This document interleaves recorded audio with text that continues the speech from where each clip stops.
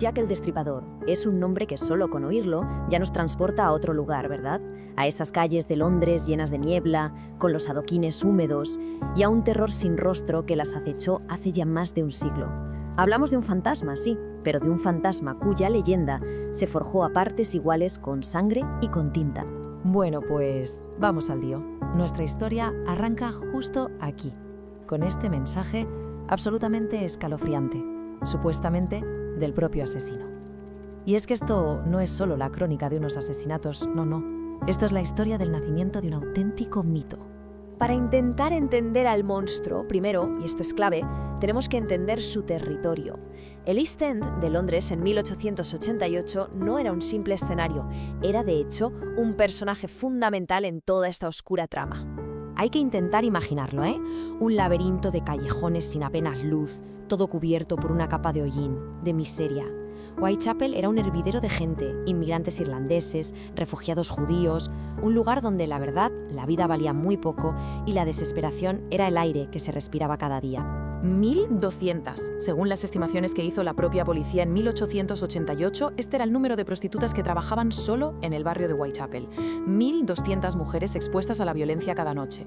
Y aquí está el punto crucial. Esta vulnerabilidad extrema convirtió el barrio en el coto de caza perfecto.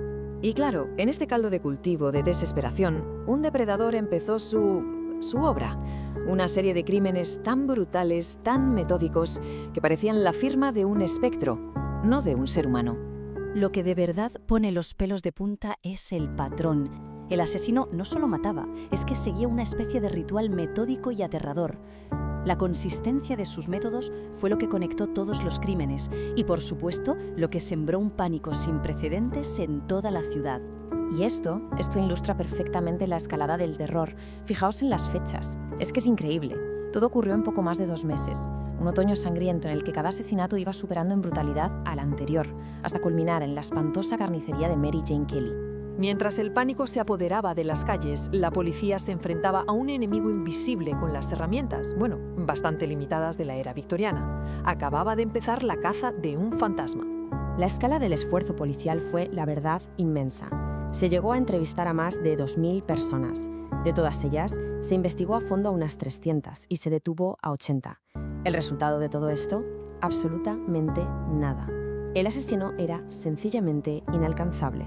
Claro, la ineficacia de la policía generó una desconfianza total. Los propios ciudadanos, armados con lo que buenamente podían, salían a patrullar las calles por la noche. Hay que imaginarse ese ambiente, una ciudad completamente aterrorizada donde cada sombra podía ser una amenaza. En un intento ya desesperado por entender qué estaba pasando, la policía recurrió al doctor Thomas Bond. Y lo que vemos aquí es, ni más ni menos, que uno de los primeros perfiles criminales de la historia. Un intento de meterse en la mente del monstruo basándose únicamente en la brutalidad de sus actos. La policía estaba perdida, completamente a ciegas, persiguiendo a una sombra sin nombre.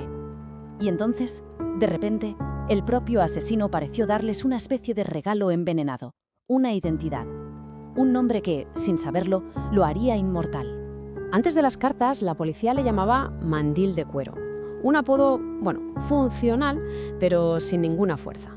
Y entonces llegó una carta a una agencia de noticias. Jack el Destripador.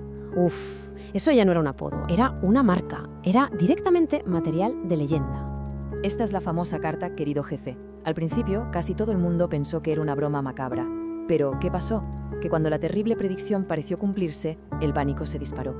La carta, y con ella el nombre, se volvieron terroríficamente reales en la mente de la gente. Y aquí es donde la historia da un giro todavía más turbio si cabe.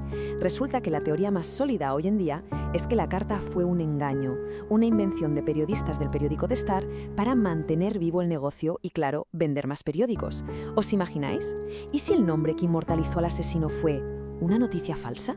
Los asesinatos cesaron. Así, tan abruptamente como empezaron.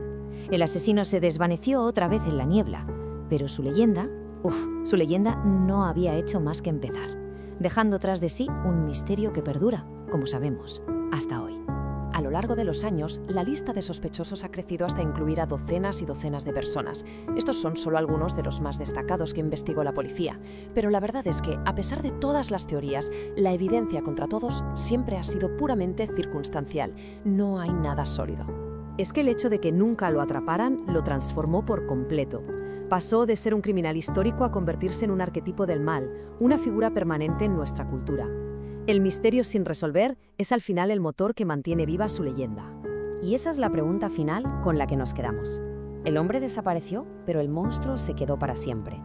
¿Por qué este fantasma de entre todos los asesinos de la historia sigue capturando nuestra imaginación colectiva de esta manera? Quizá porque un misterio sin resolver es, en sí mismo, una forma de inmortalidad.